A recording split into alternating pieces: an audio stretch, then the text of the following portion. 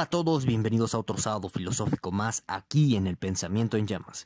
Y bueno, pues en esta ocasión vamos a hablar de Bakunin y por supuesto que esto va a implicar hablar de su pensamiento anarquista, que dicho sea de paso, pues es bastante complejo, tiene muchas aristas y se puede abordar desde muchas perspectivas. Por lo que, pues en este sábado filosófico voy a concentrarme en la interpretación de Camus que realiza, o de Camus, como quieran pronunciar el apellido de este gran filósofo existencialista. Me voy a concentrar en la interpretación que realiza Camus acerca de la gestión y la evolución del pensamiento anarquista, que bueno, pues sin lugar a dudas, ahí está presente la consideración bakuniana. Por lo que pues vamos a tener en este sábado filosófico una perspectiva muy generalista del pensamiento de Bakunin, que por supuesto, si ustedes gustan, la podemos ir profundizando en otros sábados filosóficos. Todo es cuestión que pues lo pidas en la caja de los comentarios, así lo deseas, o bien si tú quieres que yo hable de otro pensador en concreto, también me lo puedes pedir en la caja de los comentarios. Ahí voy a ir agendando los temas pendientes de los sábados filosóficos y en su debido tiempo pues iremos sacando todo ese contenido.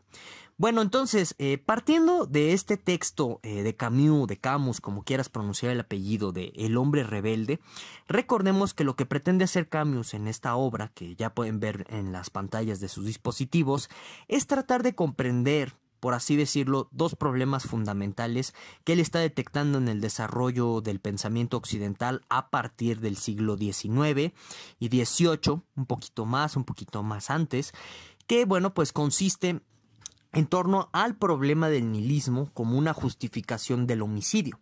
Eso es lo que quiere abordar Camus, y es en este, tan ambicioso objetivo, porque en realidad lo es, de tratar de comprender cómo pues el nihilismo se transforma en una justificación del homicidio, y ya saben ustedes que también del suicidio, por lo que hemos estado revisando en otros sábados filosóficos, que el tema del anarquismo ocupa una óptica muy peculiar y muy particular dentro pues de este análisis camusiano que estamos presentando en torno a la tesis principal del texto del hombre rebelde. Y entonces, como les mencionaba, pues vamos a utilizar esas observaciones de Camus para tratar de analizar pues el contenido general del pensamiento bakuniano. Entonces, bueno, pues hablar un poco del contexto de Bakunin, sin lugar a dudas, implica hablar del contexto de una Europa descontenta, de una Europa desilusionada con las revoluciones liberales burguesas de ese momento. Recordemos que hasta este punto de la historia en concreto a la que nos vamos a referir, sobre todo la que va a suceder a finales del siglo XVIII, en concreto con la Revolución estadounidense que va a dar origen a los Estados Unidos y la Revolución Francesa, bueno, pues había grandes esperanzas de cambio social, había grandes esperanzas de construir una ciudad o una nación con base en ciertos ideales, pues, liberales, como se suelen entender hoy en día, basados en la libre expresión, en el libre desarrollo de la personalidad para alcanzar la felicidad, la búsqueda de la felicidad, como decía Benjamin Franklin, etcétera. Y entonces, dentro de todo este contexto, pues recordemos que las grandes revoluciones sociales de finales del siglo XVIII y que se van a prolongar a lo largo del XIX, lo que están haciendo es romper pues el eje hegemónico de una monarquía medieval que se comienza a desgastar en Europa, por lo que se comienza a abrir las puertas a los estados-nación modernos que conocemos en la actualidad. Y es en este cambio tan convulso dentro del contexto del siglo XVIII en la que pues también se dan rupturas de centros, por usar una expresión de Luis Villoro. ¿Qué es esto de las rupturas de centro? Bueno, pues como yo ya se los he explicado en otros videos del Pensamiento en Llamas, una ruptura de centro significa tratar de salirnos de cierto marco contextual, de cierto marco ideológico que explica el mundo, y por supuesto que dentro de este marco contextual e ideológico hay una metafísica implícita que a su vez justifica un orden jerárquico social y también de la realidad. Ahorita vamos para allá. Que bueno, pues cuando se rompen esos marcos o esas metafísicas explicadoras de la realidad, pues entran grandes crisis en las sociedades y constantemente se va a tratar de buscar un nuevo eje fundacional de las sociedades. Y entonces la ruptura de centros, en concreto en Europa, ocurre ya desde el descubrimiento de América, desde las grandes oleadas de muerte y de devastación que van a recorrer Europa ya desde el siglo XIV con la peste negra. Todos esos enfrentamientos con la muerte, con un nuevo mundo, pues lo que hacen, como yo ya he explicado en otros sábados filosóficos, es desafiar este tipo de órdenes establecidos que justifican un orden jerárquico social y también de la realidad, que en concreto, pues por ejemplo, lo que se conoce como derecho divino, que es la justificación del monarca a reinar a través de él como un representante de Dios, pues eso va a comenzar a colapsar en virtud de que se rompe toda una metafísica explicativa de la realidad. Y entonces es en este contexto en el que las revoluciones burguesas o liberales del siglo XVIII y que se van a prolongar hasta el siglo XIX, lo que están también tratando de hacer es reconstruir esa metafísica perdida por la ruptura de centros, ¿de acuerdo? Entonces no hay que perder de vista eso. Por lo que, pues según el análisis camusiano de lo que está sucediendo con los movimientos sociales del siglo XVIII, hay mucho optimismo en torno a reconstruir esta metafísica, sobre todo con base en estos ideales liberales que prometían un cierto mejoramiento del potencial humano. Y curiosamente, pues aquí es donde se va a instalar lo que Adorno y Horkheimer en su famoso libro de Dialéctica de la Ilustración, se va a comenzar a construir el ideario de que la racionalidad debe de ser el valor predominante de estas sociedades burguesas liberales que están pues viendo nacer el siglo XVIII y que van a crecer estas sociedades en el siglo XIX. Y es aquí cuando se va a comenzar a producir los descontentos en torno a estos movimientos. ¿Por qué? Bueno, pues porque básicamente, y esto es algo que ya señalaba Marx desde el siglo XIX, es importante Marx hablar de él o retomarlo, porque quizás como ustedes ya sepan, Bakunin pues es un crítico de Marx y también lo vamos a tocar en su momento este asunto. Pero bueno, entonces lo que en realidad trajo las revoluciones burguesas, y eso se fue viendo paulatinamente a lo largo de las décadas del siglo XIX, es que nada más favoreció a una clase social en concreto. Por supuesto, va a ser esta clase social compuesta por mercaderes, por pequeños comerciantes, por también los comerciantes que el día de mañana se van a convertir dentro de este contexto en los grandes monopólicos de la industrialización, sobre todo inglesa. Y entonces cuando comienza a percatarse la sociedad de que todos esos ideales de mejoramiento humano a través de la libertad y la razón y de cierto humanismo renacentista que se estaba renovando en este sentido, se dan cuenta la sociedad que en realidad todos esos valores y todas esas promesas de mejora pues terminaron beneficiando a una sola clase. Y entonces comprendan aquí algo muy fundamental. Dentro de la dialéctica política de este momento, pues en realidad solamente había dos vertientes gobernantes, ¿no? Lo que, pues por ejemplo, aquí AMLO denomina como liberales y conservadores, que a lo mejor esa distinción ya no tiene mucho sentido dado nuestro contexto, pero al final del día esta distinción de liberales y conservadores sí tiene bastante sentido para hablar y detallar esta dialéctica política que se está desarrollando en Europa occidental y sobre todo pues en todo lo que vendría siendo el continente americano. Entonces hay dos fracciones muy bien delimitadas a nivel de lo político. Está la fracción liberal que sigue pugnando y que sigue defendiendo pues los ideales sobre todo de la Revolución Norteamericana y de la Revolución Francesa, y por el otro lado pues está la contra todos los movimientos de contrarrevolucionarios, que son movimientos conservadores que tratan de instaurar una república esta es una postura moderada, por supuesto, que tratan de restaurar una república que conserve a sus monarcas y que traten de hacer ciertas reformas pues paulatinas, lo que se conoce como progresismo en este contexto, por supuesto. Y entonces pues como les digo, esta es la posición moderada de los conservadores. Por supuesto, por obvias razones, la posición radical del conservadurismo europeo de este momento pues va a defender a capa y espada a sus gobernantes, al grado incluso que, por ejemplo, aquí en México, ¿no? Pues los conservadores trajeron a un monarca para que gobernara México, que era Maximiliano, y su esposa Carlota. Bueno, ese es otro tema, pero entonces vean estas posturas dentro del radar político del momento. Podía ser liberal, podías ser un conservador, podrías optar por esta postura conservadora moderada, reformista, progresista que les digo, y ya, no había más. Entonces, el acontecer o la aparición del pensamiento anarquista, lo que pretende hacer, y esto es muy importante comprenderlo, es ofrecer una tercera posibilidad, es ofrecer otro camino en donde se trate de reivindicar todas las promesas de la revolución liberal, y ahorita lo vamos a ver, las revoluciones liberales burguesas, sin que se degenere en lo que consideraban los anarquistas, sobre todo Bakunin, en la idea de un Estado ultraprotector, ultratotalitario y ultravigilante.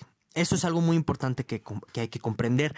Al final del día, Bakunin no está en contra de los ideales de la Revolución Francesa ni de los ideales de la Revolución Norteamericana. De hecho, Bakunin en muchas ocasiones decía que Europa debía convertirse en algo así como los Estados Unidos de Europa para llegar a este punto de emancipación colectivista total, que ahorita lo vamos a explicar, a la que aspiraba el pensamiento anarquista de Bakunin.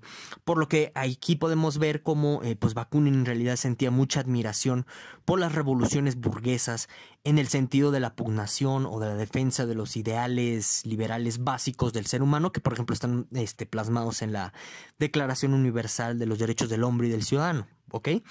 Bueno, entonces en este contexto de gran desilusión sobre los ideales de la revolución francesa y norteamericana, sobre todo porque pusieron en el poder a una cierta clase dominante que al final del día terminó por explotar y dominar de una manera incluso peor que la anterior clase gobernante que vendría siendo la monarquía. Entonces es cuando comienzan las propuestas de apuntar a un nuevo problema diferente. ¿Y cuál va a ser este nuevo problema diferente? Bueno, pues es la idea de que quizás el problema no era el que existiera una jerarquía de clases gobernantes. Porque si ustedes se dan cuenta, todo el discurso liberal que, por ejemplo, encontramos en Rousseau, que encontramos en Voltaire, en Montesquieu, siempre apuntaba a que el problema era el uso despótico del poder por parte de una clase social. Siempre apuntaban a que el problema era justo que existiera un opresor, un tirano por arriba de los intereses colectivos. Y entonces la idea era que se sacrificara a este gobernante, a esta clase minoritaria, para hacer hablar a la mayoría en sus intereses, que justo, bueno, pues esos intereses se van a configurar a través de los ideales liberales. Y entonces aquí, retomando este punto de vista camusiano que estamos considerando para analizar aquí el pensamiento bakuniano, una cosa importante que hay que comprender es que se habla aquí de que comienza la idealización y la canonización, perdonen ustedes, de la racionalidad como la nueva deidad. ¿Por qué? Porque, y sobre todo esto tú lo ves con los juicios en la época del terror de Robespierre, lo que se va a terminar por hacer es justificar el uso del poder por parte de un gobernante a través de la razón, diciendo que esto es lo más racional para la mayoría, diciendo que esto es lo que más conviene a las masas, y entonces la razón comienza a volverse una tirana en este sentido. Y justo esto lo menciono porque es un punto muy importante para comprender pues este anarquismo bakuniano, ¿de acuerdo? Bueno, entonces, cuando surge Bakunin en el contexto de una Rusia zarista que también ya está profundamente dividida y descontenta, porque no perdamos de vista lo siguiente.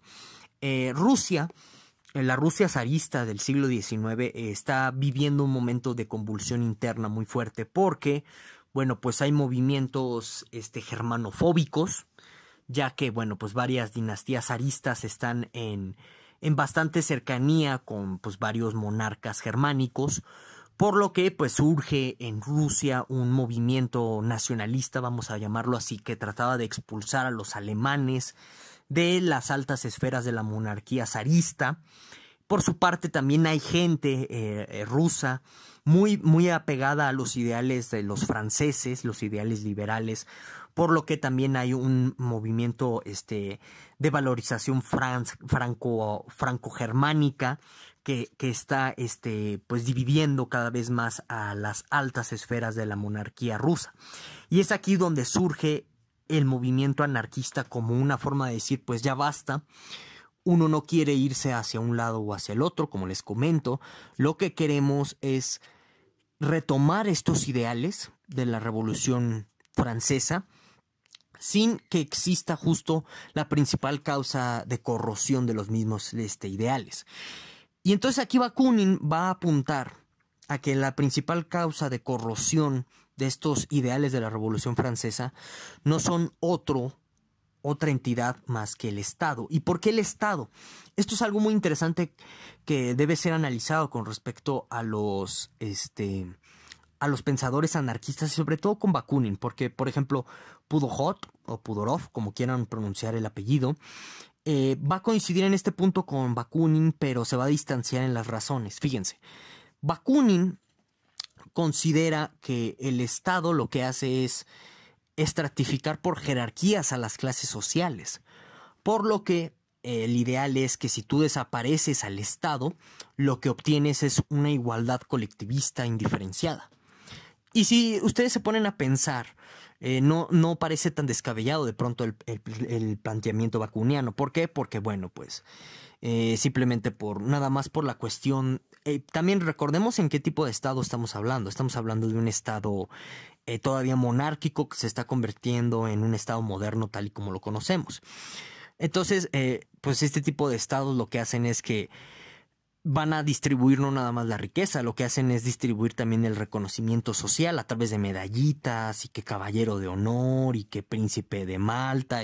Todo este tipo de títulos nobiliarios tienen mucho sentido que Bakunin los relacione como la causa de la desigualdad dentro de la sociedad, porque bueno, pues estos estados monárquicos, a partir de los cuales apenas estamos saliendo en este movimiento histórico, hacen esa segregación de clases, por lo que pues el Estado sería el principal responsable. Ahora, algo aquí muy importante que hay que comprender con respecto a esta propuesta abolicionista del Estado es que Bakunin va a recargar la organización social en dos elementos importantes. Uno es la cuestión del colectivismo, por lo que aquí comienza a gestarse las ideas de las comunas, las ideas de la autorregulación y de la autonomía por parte de un cierto grupo organizado no jerárquicamente sino horizontalmente, en donde pues el bastón de mando, por así decirlo, de la comuna es rotativo y pues es profundamente democrático el asunto. Entonces eso es un punto de apoyo en el cual se va a recargar Bakunin para tratar de suplir esta figura de autoridad del Estado, porque al final del día el problema o la inquietud que siempre existe con los planteamientos anarquistas es que al final las sociedades sí necesitan una cierta autorregulación interna dada por un Estado rector, es decir, un Estado que imponga leyes y que las sancione y que persiga a estos infractores. Eso parece necesario. Pero bueno, pues con la idea de la comuna, del colectivismo bakuniano, pues lo que se hace es tratar de suplir esa figura de vigilancia y de rectoría del Estado. Eso por un lado, pero también está la cuestión del trabajo, porque Bakunin es consciente que hay un punto en el que pues ya en estos estados de la modernidad se está mezclando lo que podríamos denominar ya una oligarquía, es decir, un gobierno basado en los intereses de los principales comerciantes, de los principales empresarios, de estos burgueses y pues el Estado en sí mismo. Y entonces Bakunin es consciente de esa mezcla, de esa unión que está comenzando a representar el estado de la modernidad, que supuestamente era la promesa de libertad para todos. Y entonces Bakunin recarga también esa suplencia del Estado, ¿sí? Este Estado que recordemos, ¿no? Que para los liberales el Estado, el mayor sueño es que deje de entrometerse en la medida de lo posible en la administración de los negocios particulares. Por eso les comentaba que en la modernidad los estados liberales es una mezcla y todavía lo siguen siendo. Si no, pregúntenle ahí a Estados Unidos quién financia las campañas políticas. En fin, es una mezcla entre banqueros, comerciantes, agentes de gobierno, muy estrecha, muy vinculante, y por eso podemos hablar de oligarquías. Entonces Bakunin, consciente de eso, de que al final del día sí necesitas un eje rector estatal que regule las relaciones entre pues, empresarios, entre comerciantes, para suplir esta falta de autoridad estatal que regule estas relaciones. Pues lo que hace Bakunin es recargarse en lo que se conoce como el anarcosindicalismo.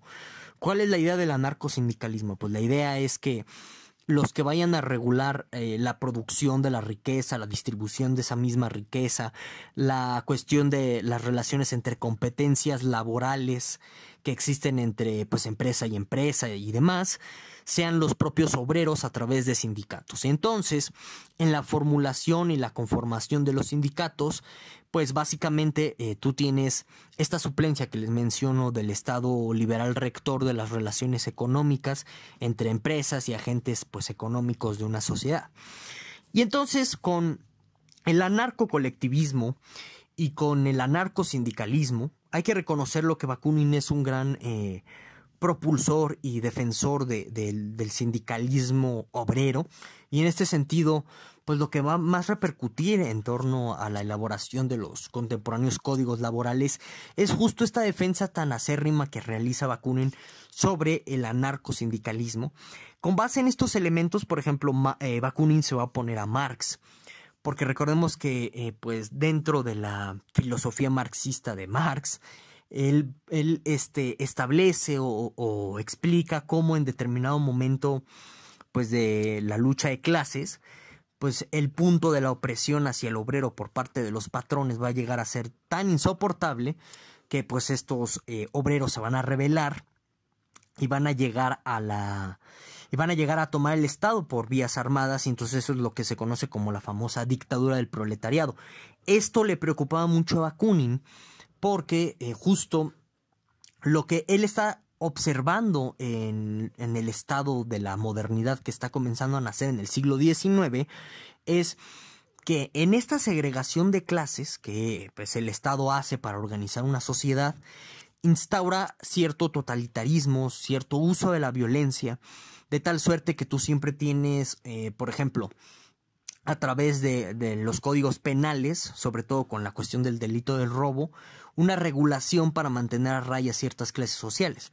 Entonces, por ejemplo, ustedes se pueden preguntar, ¿qué pasaría si de pronto a todo mundo nos permitieran robar? Bueno, pues simplemente podrías tú despojar a la clase gobernante de tu país, ¿no? Y pues dejaría de ser eso, una clase gobernante. Entonces vean cómo el Estado, por ejemplo, a través de la cuestión penal, lo que hace es segregar las diferentes clases sociales y mantenerlas a raya. Bueno, entonces es en esta segregación en donde Bakunin está muy consternado por la cuestión de que el estado de la modernidad se vuelve totalitario, se vuelve vigilante, se vuelve por completo censurador, por completo coactivo respecto a las libertades individuales. Y entonces cuando llega Marx y propone lo de la dictadura del proletariado, Bakunin se da cuenta que es un regreso a exactamente lo mismo, o sea, a la misma decadencia y degeneración a la cual terminan los estados de la modernidad. ¿Y por qué es exactamente lo mismo?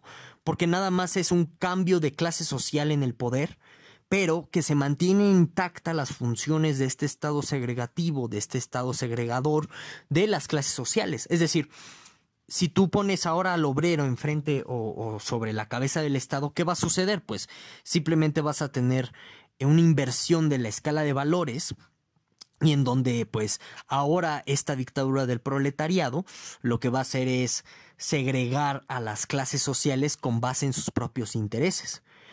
Y fíjense, esto es algo interesante, ¿no? Porque aquí parece que Bakunin se vuelve profeta con respecto, por ejemplo, a lo que sucedió en la Unión Soviética, ¿no?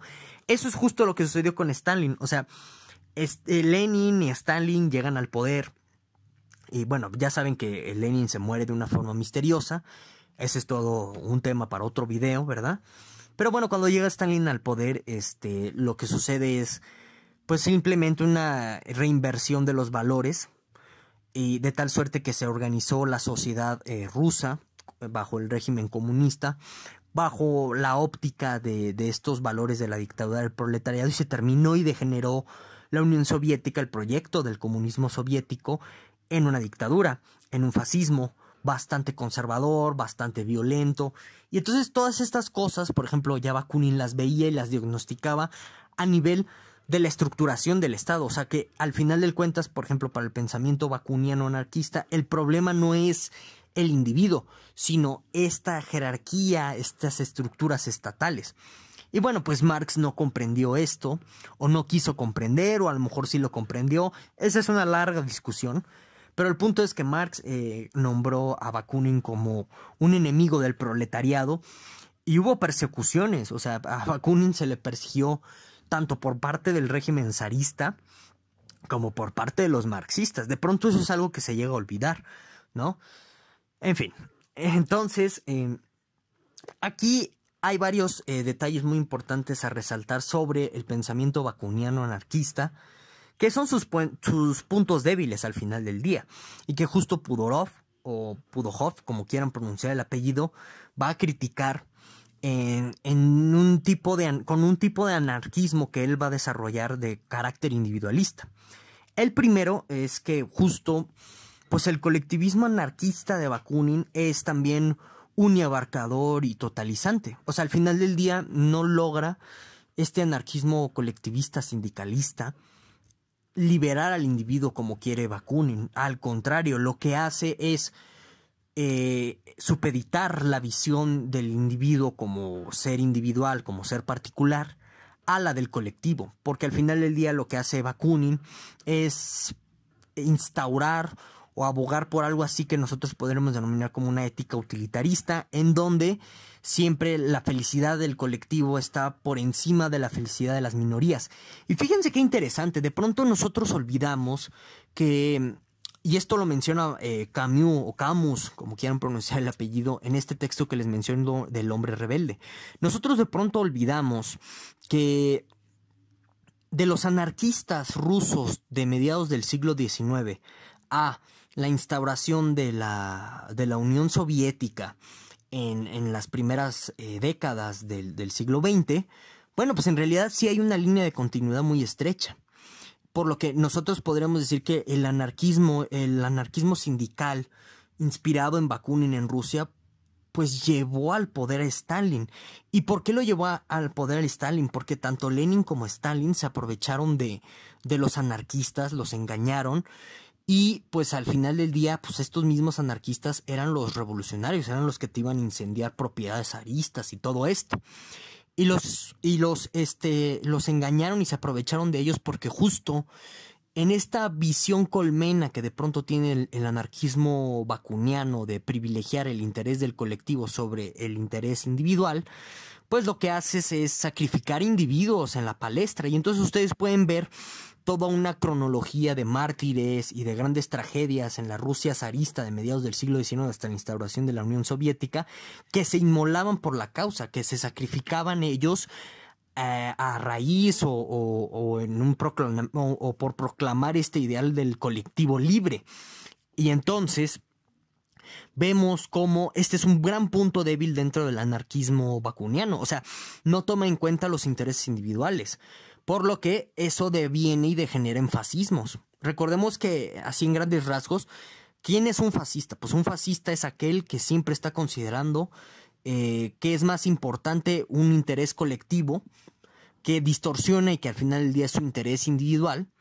Y bueno, pues bajo esta excusa oprime y reprime la disidencia particular, las opiniones individuales, todo este tipo de cosas.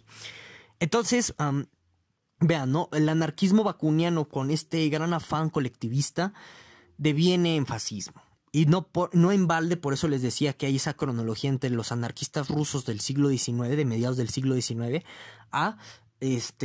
pues a los comunistas de la Unión Soviética ya de las dos primeras décadas del siglo XX. Okay, entonces ese es un punto débil que va a criticar Pudorov y, como les digo, él va a defender o abogar por un anarquismo individualista, no por este anarquismo colectivista. Es un punto. Ahora, el otro punto débil también dentro del anarquismo bakuniano es la cuestión del sindicalismo. ¿Y por qué es un punto débil?